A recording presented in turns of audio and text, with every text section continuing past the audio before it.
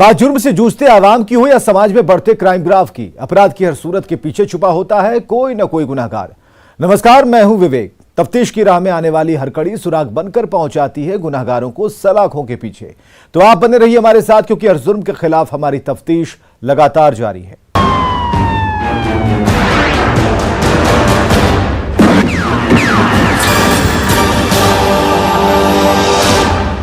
सीमांचल का एक जिला ऐसा भी है जो तस्करों के लिए सेफ जोन बनकर उभर रहा है। उस जिले का नाम है किशनगंज। यहां हर गली मोहल्ले में तस्करी के तिकड़मबाज रहते हैं जो खूंखार जानवरों के खाल की तस्करी करते हैं, विषैले सांपों के जहर को रगों में दौड़ाने की साजिश करते हैं, हाथी दांत का तस्करी करते हैं और उनके आका नेपाल और बंगाल में बैठकर अपना सिंडिकेट चला रहे हैं। देखिए इस रिपोर्ट में तस्करी के तिकड़मबाजों का पूरा सच।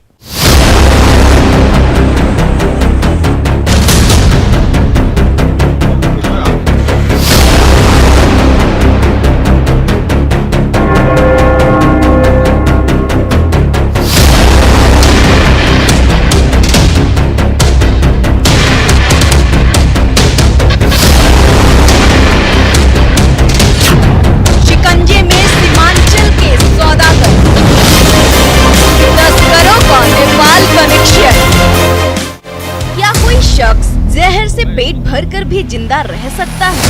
जहर भी ऐसा जिसका कतरा भर हिस्सा ही मौत के लिए काफी हो।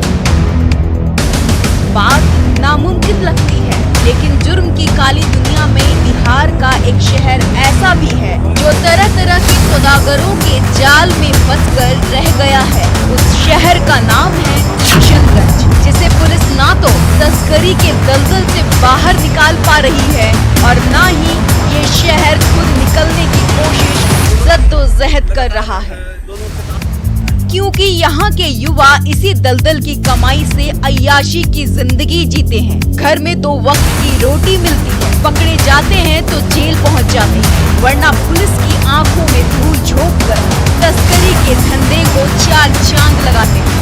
यही सच है। सीमांचल में आपका स्वागत है।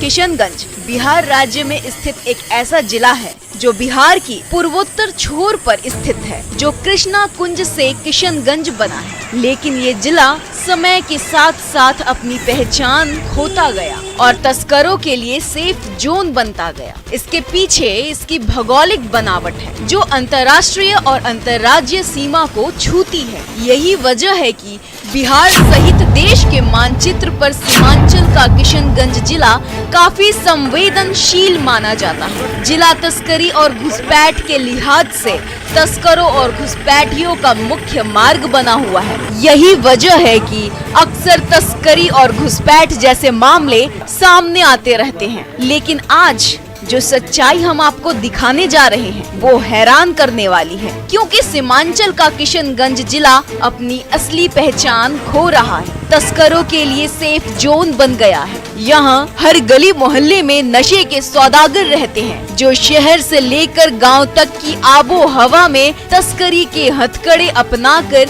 जहर घोल रहे हैं और सौदा कर रहे हैं।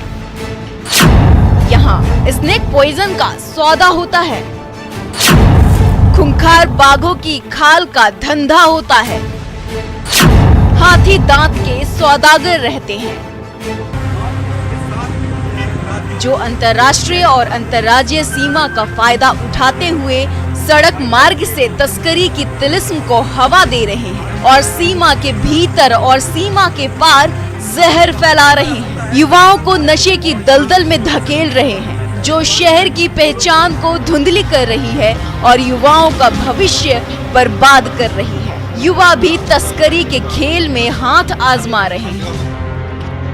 अभी हम मौजूद है बंगाल बिहार के चेक पोस्ट पे, जहाँ से दोनों तरफ किशनगंज के दोनों तरफ बंगाल पड़ता है। ये चेक पोस्ट के एक तरफ रामपुर चेक पोस्ट है, दूसरी तरफ फरीगोला चेक पोस्ट पड़ता है, जहाँ से नॉर्थ ईस्ट के 7 राज्यों को जोड़ती है यह सड़क, जिस कारण काफी महत्वपूर्ण हो जाता है और यहाँ पे तस्करी की कई संभावना बनी रहती है। हालांकि पुलिस तस्करों के लिए सेफ जोन बने किशनगंज की बात से इनकार कर रही है और कह रही है कि पुलिस की चुस्ती के बाद भी तस्कर नशे की खेप को सीमा पार कर दे रहे हैं, सीमा लांघकर किशनगंज में घुसपैठ कर रहे हैं। इस दौरान पुलिस को कई मामलों में सफलता मिली है, लेकिन बड़ी मछली एक बार भी हाथ नहीं लगी। तो नहीं, क्योंकि कुछ समय जो है कि गिरफ्तारी और रिकवरी होती जा रही है।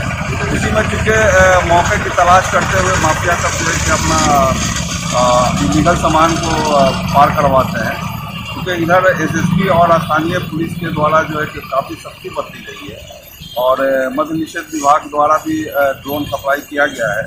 उसकी हम लोग लगातार उससे हम निगरानी करवा रहे हैं देहाती क्षेत्रों में और बोर्डरिंग क्षेत्रों में, जिसके कारण अच्छी खासी रिकवरी भी हो गई। तस्करों की कामयाबी के पीछे जिला का भौगोलिक बनावट भी बड़ा कारण है। पुलिस एक सीमा पर मुस्तैदी बढ़ाती है तो दूसरी छोर से तस्कर चकमा देकर सीमा को लांघ जाते हैं, क्योंकि ये स्थिति दालकोला की ओर से जिला में प्रवेश कर बहादुरगंज मोड़ स्थित पुलिस चेक पोस्ट सहित सिलीगुड़ी की ओर से जिला में प्रवेश कर फरिंगा गोड़ा स्थित चेक पोस्ट पर देखने मिलती है। पुलिस वालों की नजर ओझल होते ही तस्कर खेल कर देते हैं। वही हाल है शहर के बीचों बीच गुजरने वाली महत्वपूर्ण सड़क का, जो सीधे बंगाल की दिनाजपुर सीमा को छूती है, क्योंकि इन सीमाओं के बीच कोई बाउंड्री नहीं है जो तस्करों को रोक सके। इस बात को पुलिस भी मान रही है। कोई बाउंड्री और सीलिंग पॉइंट नहीं है, कई एक रास्ते हैं किशनगंज में इन करने के लिए। तो इस तरह सूचना संकलन करते हुए दूसरों रास्तों पे और जो कि मेन रास्ता है उस पर हम लोग चेक पोस्ट भी लगाए हुए हैं और रोटेशन वाइज वहाँ पे ड्यूटी भी बांटी जाती है और उसकी चेकिंग कराई जा रही है। उसमें रिकवरी और गिरफ्तारी दोनों हो रही है। हालांकि बड़े गिरोह का पर्दाफाश किया है और सौदागरों को गिरफ्तार कर सलाखों में पीछे पहुंचाया।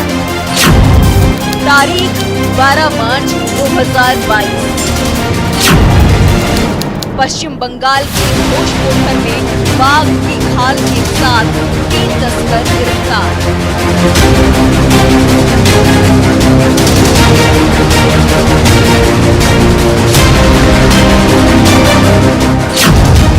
तारीख 8 मार्च 2022। पश्चिम बंगाल के खोरीबाड़ी से हाथी दांत के साथ 2 तस्कर गिरफ्तार। हाथी के दांत का नेपाल कनेक्शन। एसएसबी की 41 बटालियन ने नेपाल बॉर्डर क्षेत्र के बिहार और बंगाल दोनों जगहों पर कार्रवाई करते हुए घोषपुकुर रेंज के वनकर्मियों के साथ मिलकर 2 व्यक्तियों को धर दबोचा है। जब दोनों की तलाशी ली गई तो उनके पास से एक हाथी दांत बरामद हुआ, जिसका वजन 136 ग्राम है। जिन 2 तस्करों को गिरफ्तार किया गया है उसमें बुद्धू समाद और नीलू लाल नगासिया शामिल हैं। दोनों ही तारबंदा इलाके के रहने वाले हैं। दोनों से जब जवानों ने पूछताछ शुरू की तो पता चला कि ये तस्कर हाथी दांत नेपाल लेकर जा रहे थे। नेपाल में किसे देना था ये किसी को नहीं पता। फिलहाल पुलिस जांच कर रही है और सच उगलवाने की जद्दोजहद कर रही है। तारीख 3 मार्च 2022। ठाकुरगंज से करोड़ों के स्नैक पॉइजन के साथ 3 सौदागर गिरफ्तार। इससे आप अंदाजा लगा सकते हैं कि तस्करों के तार किशनगंज और सीमावर्ती इलाकों से किस तरह जुड़ा हुआ है और इनका सिंडिकेट कितना बड़ा है और खतरनाक है। जिस सांप का नाम सुनते ही इंसान कांप जाता है, सर्दी में पसीने छूटने लगते हैं, उसी सांप के पॉइजन का ये तस्करी कर रहे हैं। जिस बाघ को देखकर धड़कनें तेज हो जाती है, उसी बाघ की खाल का सौदा कर रहे हैं। जिस हाथी पर हम और आप बैठकर सवारी करते हैं, उसी हाथी के दांत को अंतर्राष्ट्रीय और अंतर्राज्यीय बाजार में बेचे जा रहे हैं, जो कानूनन जुर्म है और वन विभाग की सुरक्षा पर सवाल खड़े कर रहा है। इन्हें तो इनके किए की सजा मिलनी ही चाहिए। थाना प्रभारी को एक इंटेलिजेंस रिपोर्ट मिला था, फिर एसएसबी और फॉरेस्ट के साथ समन्वय बना के भागदोला पोखर ठाकुरगंज में उन्होंने 3 व्यक्तियों को अरेस्ट किया 1.5 kg स्नेक वेनम के साथ, जिसका मार्केट वैल्यू अराउंड 1.5 करोड़ रुपया हो सकता है। और अभी उसमें अनुसंधान जारी है, लेकिन उनसे जब इंट्रोगेशन किया उन्होंने बोला कि बेसिकली मेन इसका ऑरिजिन जो है वो नेपाल से है और डेस्टिनेशन पॉइंट वो अभी नहीं बता पाए, वो अनुसंधान का विषय है। तो हमारा फोकस अब इसमें रहेगा। आगे देखिए स्नेक पॉइजन का नेपाल कनेक्शन। किशनगंज पुलिस ने जिन 3 तस्करों को स्नेक पॉइजन के साथ गिरफ्तार किया, उनके तार नेपाल से जुड़े हैं। किशनगंज पुलिस ने जिन तस्करों को स्नेक पॉइजन के साथ गिरफ्तार किया है, उनका तार नेपाल से जुड़ा है, क्योंकि किशनगंज जिले की सीमा उत्तर में नेपाल को छूती है। पूछताछ में ये खुलासा हुआ है कि ये तस्कर स्नेक पॉइजन की खेप नेपाल के किसी शेर खान को देने वाले थे। पुलिस उस लिंक को खंगाल रही है और पता लगाने की कोशिश कर रही है। अब सवाल ये है कि नेपाल का ये शेर खान कौन है? शेर खान के सिंडिकेट में कौन कौन लोग शामिल हैं? शेर खान विषैले सांपों के जहर का सौदा क्यों करता है? क्या इस विषैले खेल में सफेद पोश भी शामिल है? पुलिस क्यों नहीं तस्करों के आका तक पहुंच पा रही है? हालांकि बाकी के गिरफ्तार तस्करों ने जुबान पर ताला लगा लिया है, मुंह खोलने तक कोई तैयार नहीं है। ऐसे में पुलिस को तस्करी के तिलिस्म को तोड़ने में मुश्किलों का सामना करना पड़ रहा है। शेर खान और इनको डिलीवरी की बात आ रही थी, क्या कुछ? अब नेक्स्ट हमारा वही प्रयास रहेगा, क्योंकि ये जो पकड़े गए मिडल है, बिचौलिया है। मेन हमारा इसमें अभी अनुसंधान का फोकस रहेगा कि हम नेपाल में इसका ओरिजिन जो है कहाँ से है, कौन है main dealer and destination point क्या है, ताकि इसकी तह तक जाएँ कि इसमें और भी कितना लंबा चेन हो सकता है। वो अनुसंधान का विषय है, इसमें जो भी आगे प्रोग्रेस होगा। कोई सफेद पोस्ट यहाँ भी इन्वॉल्व है, ऐसा भी कुछ बताइए क्या? अभी तक तो ऐसा इसमें कुछ आया नहीं अनुसंधान का विषय।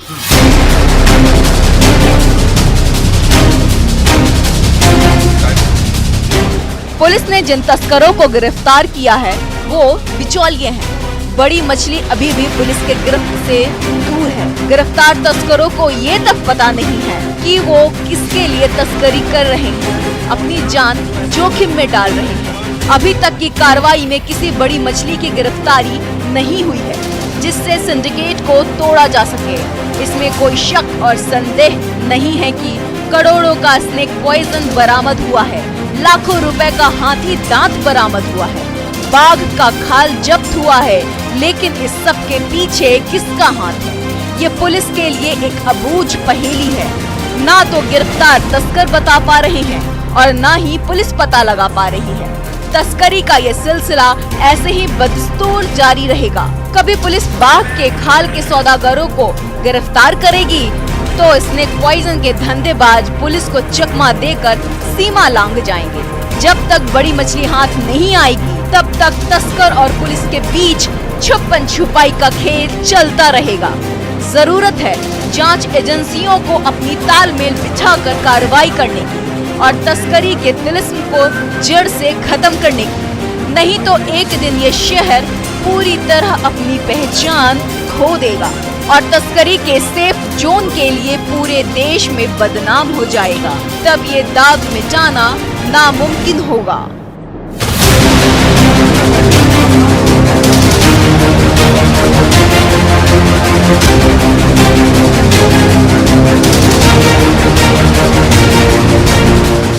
न्यूज़ 18 के लिए किशनगंज से आशीष सिन्हा के साथ ब्यूरो रिपोर्ट।